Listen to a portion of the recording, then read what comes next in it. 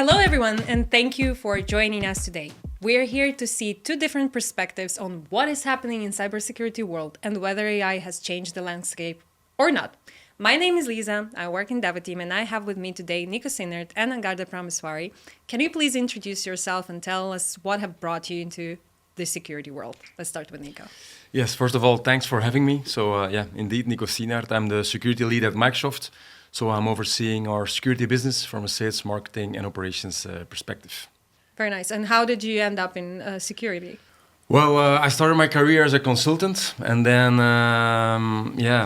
time over time, security became more and more important, I would say, in the organizations. Before, it was a firewall and some network security, but now over time, the world was changing, and I let's say, I make the same evolution, and then I started to sell security solutions, and now I'm overseeing security business, so... Nice. And you, Angarda? Yes, I'm cybersecurity specialist at Devoteam. Personally, for me, I've always been quite vigilant about all things related to security. So when I started my career within security monitoring, naturally it grew towards the area of threat detections, detection engineering, and now I'm helping customers with their security operation processes that needs to be implemented better with the tools from Microsoft at Devoteam for over 5 years now. Thank you so much. Nico, as Microsoft, you certainly have a lot of insights on what threats do customers have these days. Can you share some of the insights that you have observed recently? Yeah, for sure. So every year we launch our digital defense report, where we look back on the year and what we have seen.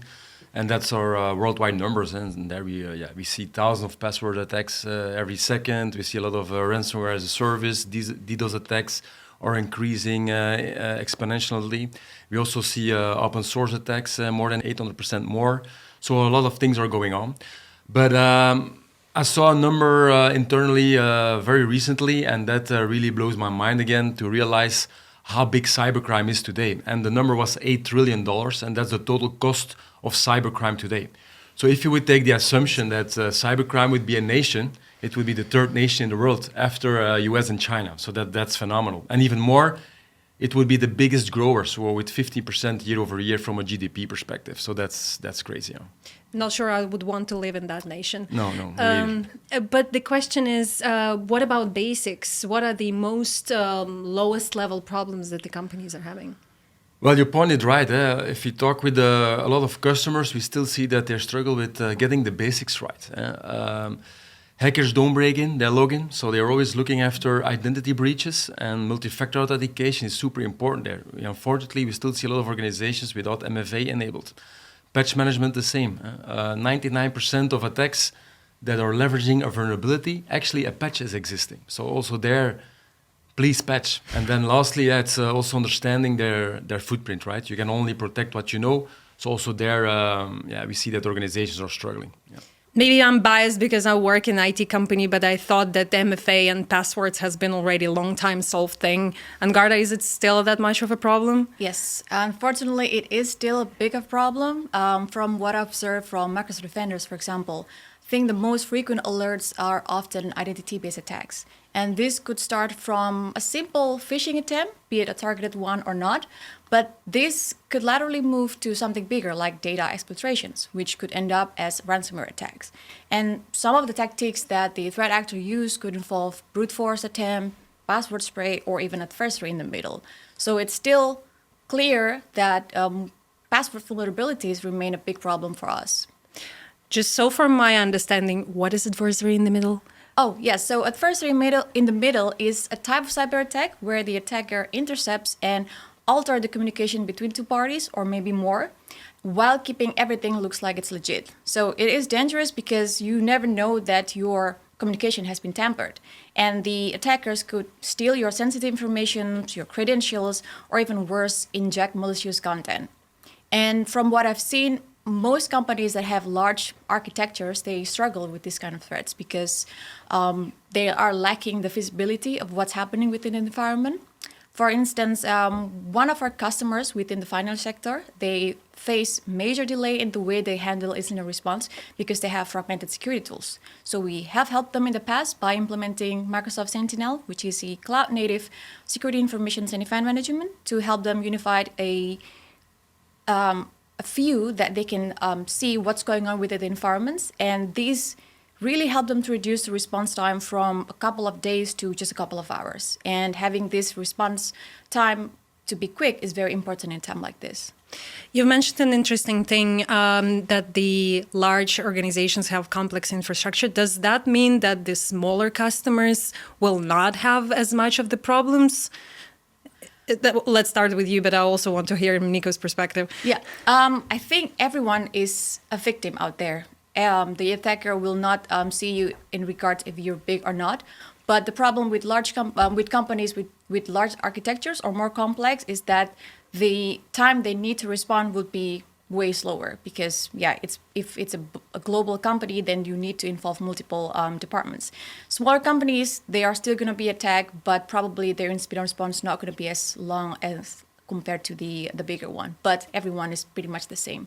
And same for you, Nico? You see Yeah, I agree. If you're small or big, basically a hacker is always trying the path of the less resistance, and he will try everything to get in. And if it's a small company or a bigger company, in the end, if they want to ransomware it, it's money that comes in for their business. As I mentioned in the beginning, ransomware as a service, so you see it more and more as a kind of companies around it, so they will even help you. And they have a service for a help desk. So if you want to recover your environment, they will help you out as long as you pay. So this is how the guys are working these days. Everything is as a service these days. Exactly. Speaking of these days and going future, recently I've read the European Union's Agency for Cybersecurity report, and they took a lot of experts and asked them what would be the most influential threat by year 2030.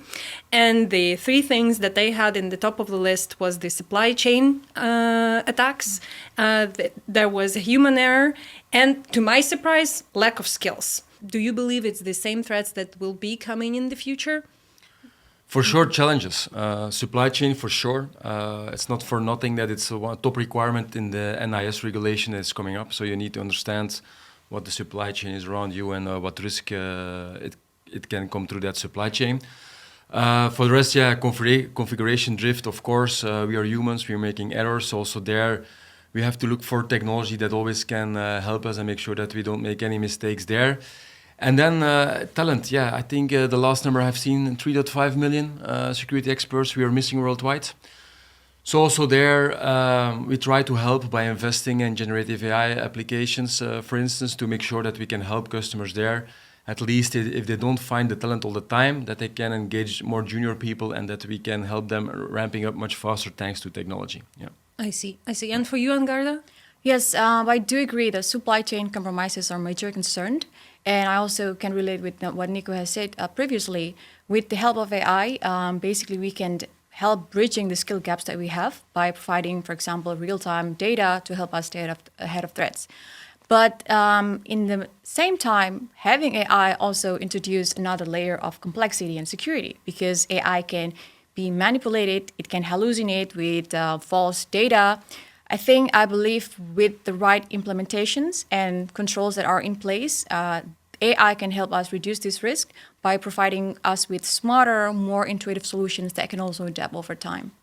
It's interesting that both of you already mentioned AI in this part. We have talked about the AI data in the company, but how do companies see AI in the cybersecurity solutions? What's their philosophy over there? Angarda, do you know it? Yes, we have definitely seen a big interest of AI-driven security solutions within our customers.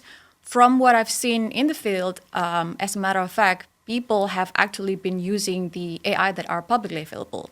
So basically, they will ask questions and then they will manually incorporate these answers to their work, which is really helpful for them, of course, but it also is very time-consuming and also it has security risk because they could potentially expose their sensitive data to the AI that are public. So there is a clear demand that AI needs to be integrated within the existing tools that they have so that they can help them with their work, enhance security, and also efficiency of their work. Thank you. Nico, what's Microsoft's perspective on that? Gen AI, it's coming. You need to embrace it as your business will introduce it, so you better understand it. So you have the phenomenon of shadow IT. Well, now you have shadow AI, right? So, and we see that organizations are a bit reluctant because, what data is accessed? What about model poisoning? What is the outcome of these Gen AI applications? So it's very important that organizations start to understand what their GenAI footprint is. And we did a survey lately, for instance, to give you an idea. 93% of organizations have already any kind of GenAI applications within their environment. But if you ask the security leaders, do you feel comfortable to manage and control them on a secure way? Only 1% says yes. And so it's clear we have a challenge there, and we as market maker within GenAI, we are absolutely responsible there also to make organizations more mature on that. That said, we will also introduce GenAI capabilities in cybersecurity. Thanks to our collaboration with OpenAI, we made there big acceleration. So we bring the Copilot to the market. That's how we brand it. And so you will see Copilots all over the place, like in M365, like in GitHub, even Minecraft. And we have also a Copilot for security. Mm-hmm. And that's really a virtual assistant sitting next to you. So you can ask questions to it in a natural language. And then it will come back with an answer. Very, very promising to see how we will shift the industry there, because for me it's really a paradigm shift. We have to do things differently. All the big challenges we have discussed in the beginning, it's clear we need to do stuff differently, and this is definitely where GenAI applications can help us. I'm curious about the naming convention. Why Copilot? Well, actually, we thought about it, of course. It's not an autopilot, so it will not do everything for you. You're still in the driver's seat, you're the pilot, and you have the virtual assistant next to you as a co-pilot. Interesting. I have seen myself on 365 Copilot. I haven't seen Copilot for security yet.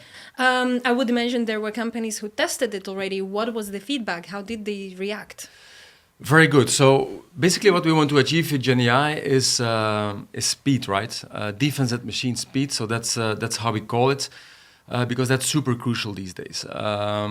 And this is actually what we also see in the survey. If you talk to customers that were in the early adoption program, or customers that are using it now because the product is generally available by now, you really see that they are faster executing tasks, they are more productive, the quality of their work is better, it's more easy to analyze scripts and to create custom queries, because that's also what Copilot can do for you. It can create just a query for you.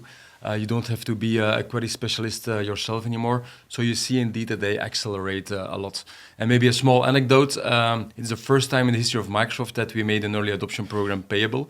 So I was really surprised to see how the market would react. And worldwide, we had a couple of 100 slots available, and within weeks, everything was taken. So this is showing again how the market is curious to understand how GenAI applications can help them to bring their security posture to the next level. Yeah. Angarda, have you seen already Copilot for security? What's your thoughts about it? Yes, I have played around with Copilot for security, and then I have also explored the options there. I think it's very promising, especially for security operations people, the analysts, or even just the whole team itself, because it really helped you to accelerate things. And for example, Nico mentioned about queries. Right now, when you need to build queries, you need to build it from scratch.